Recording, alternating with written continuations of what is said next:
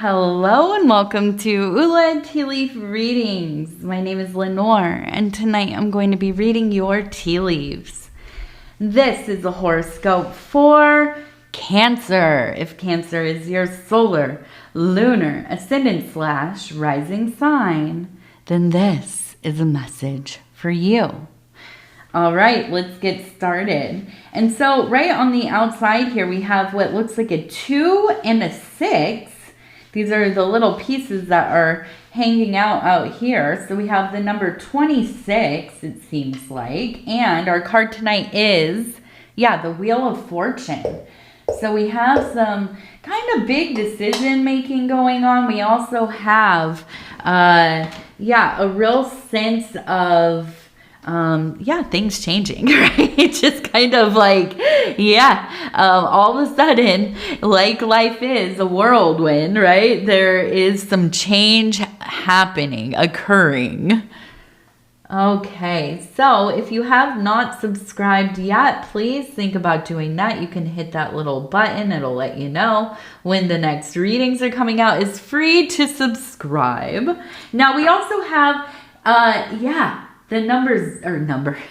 the letter Z. My goodness, can you tell this is my last reading of the day? Okay, so we have a Z right there. We also have a person who looks like they are holding, it almost looks like a balloon or something, but it has a heart right at the end. You can see the head of the person. Here is the body. Here are their little legs. They're kind of just, walking around like this with holding up their balloon or whatever. And it has a heart at the end. And I can just imagine this feeling of, being like really prideful, boastful, excited to show like, oh, look at this beautiful thing I made. Look at this, thing that I accomplished. Look at where I've put my efforts, my love, my, all that inspiration and time and energy.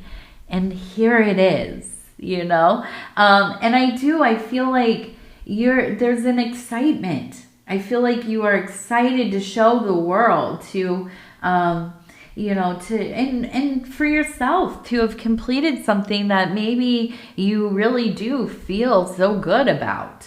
Now, the Wheel of Fortune kind of comes in play here as maybe two things. Like, how is this going to go, right? Like, what is going to come of this wonder that you have created?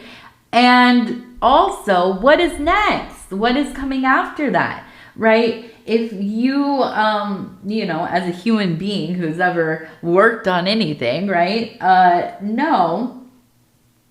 we can spend a lot of time trying to figure something out, to perfect something, to learn a new skill or whatever it is. And then, you go through that process, and it's a beautiful process. It can be very, time consuming and difficult and expensive if you're going to school or whatever. But then you come to the end of it, right? And you've accomplished what you wanted to accomplish. And then it's kind of like, well, what's next? What is the next thing, right? And I think sometimes that's where people can get stuck. That's where people start to lose their direction, right? But thankfully for you as a Cancer, you're really good at finding things that really interest you, right? You have no, there's no scarcity when it comes to your, special interests, and I was going to say fixations. I always think of Cancers as having very hyper specific, things that they're into. And so I feel like, this isn't a place where you necessarily lament being, but a place that is like, it's a gift. Like, what is my next thing? What's the next book I'm going to read? Where's the next place I'm going to travel? What is the next skill set that I want to take on, right? And so we have this beautiful moon up here, this crescent moon. We have a beautiful little tree. It kind of looks like a palm tree. We have a bird sitting over here. And to me, we also have, it looks like a swan right here. And we have, it looks like maybe 3 people. 3 people. And we have a fish over here.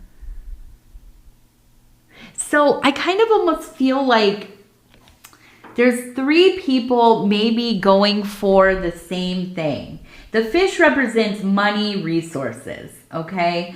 The lunar, the moon, represents the creativity, the unconscious, going into this place of really kind of, well, if you've ever been somebody to follow your dreams, right? Not the dreams that, like, you know, your goals, but your actual dreams, right? You have some kind of dream. It feels like a revelation, like a prophecy, like a prediction, or, you know, something. And you are, you succumb to the feeling of like, I have to follow what my dream is showing me.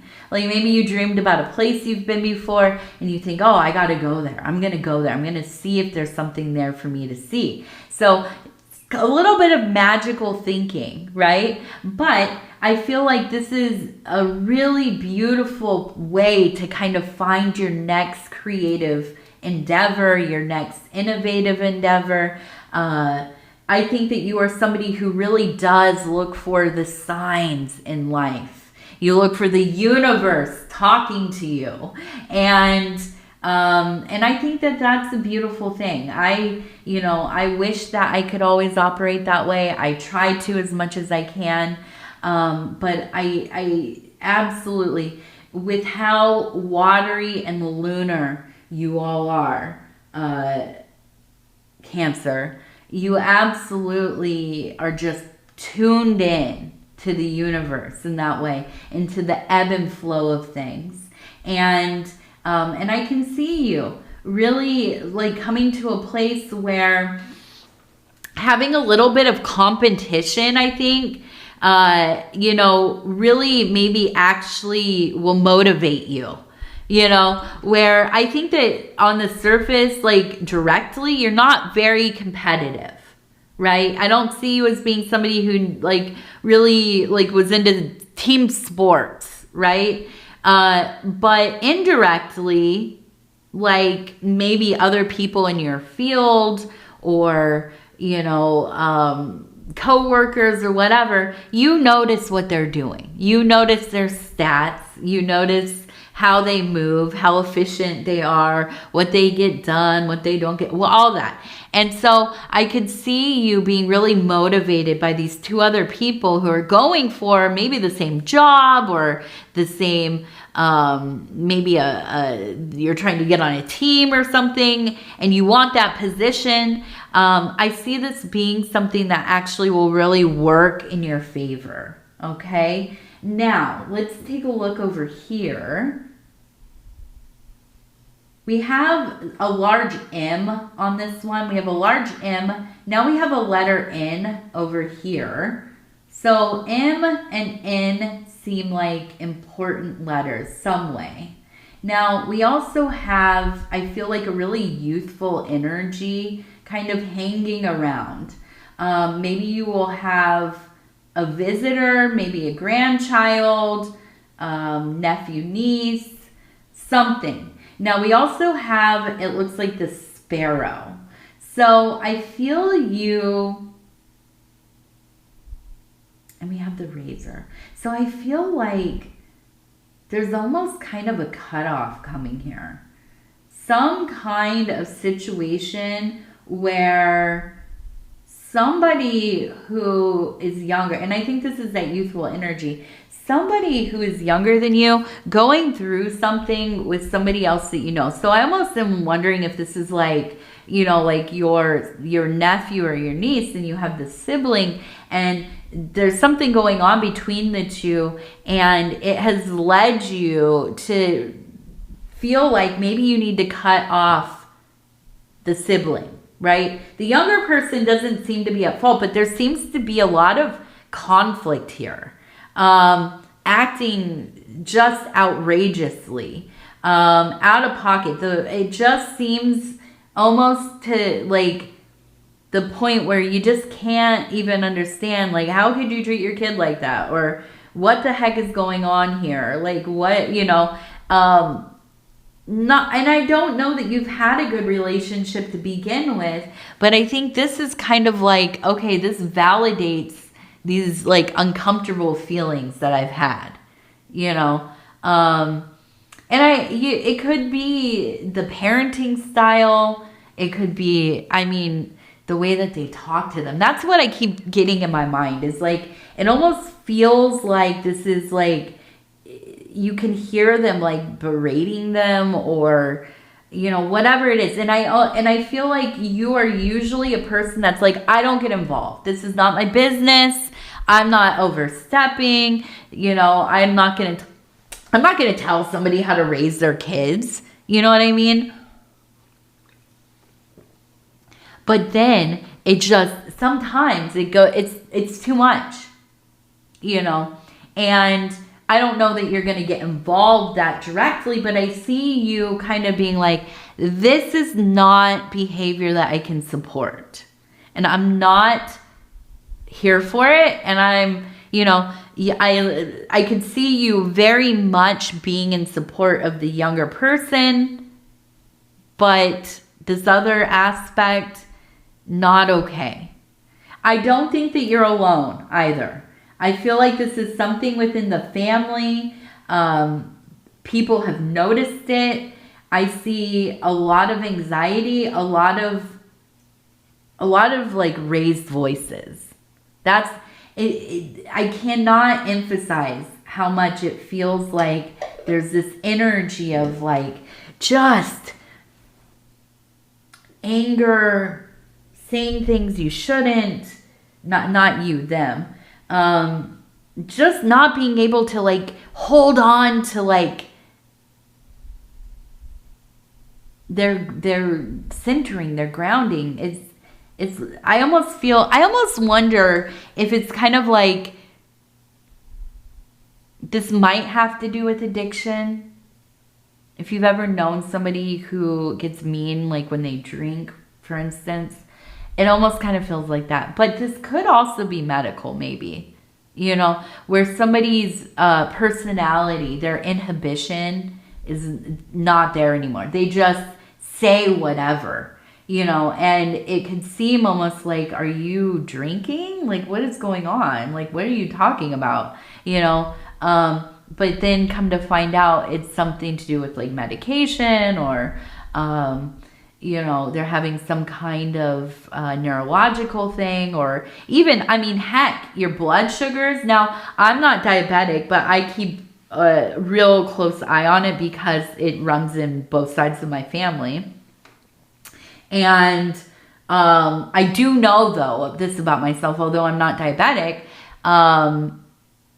if my blood sugars are too low or too high, I feel out of my mind. I mean, not every time, but I can tell, you know, like I'm starting to have a lot of anxiety. I'm starting to get really grumpy, or lethargic, or, you know, whatever, all the things that could happen. So it could be something like that as well. Now, I am not a doctor. I cannot diagnose anybody. I barely know what the heck I'm talking about half the time. So don't take advice from me, but you know, this is something to consider, right? So I see this being kind of a little bit of an ordeal for you.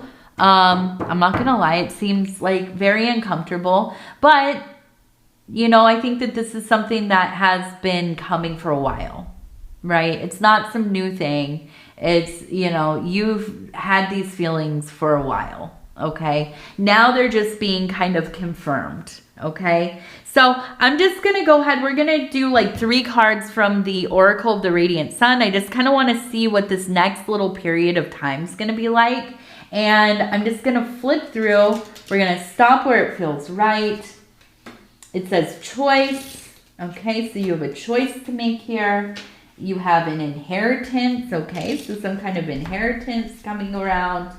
And we have the ego. So yeah, we all know that when somebody kind of passes in the family, especially if it's like a matriarch or a patriarch of the family, and there's any little thing to inherit, yeah, people get wild, okay? And this might be why this whole situation is even happening with the sibling, right? I'm going to do a couple more here. So we have enterprise, empathy, and we'll do this one here, flirtation.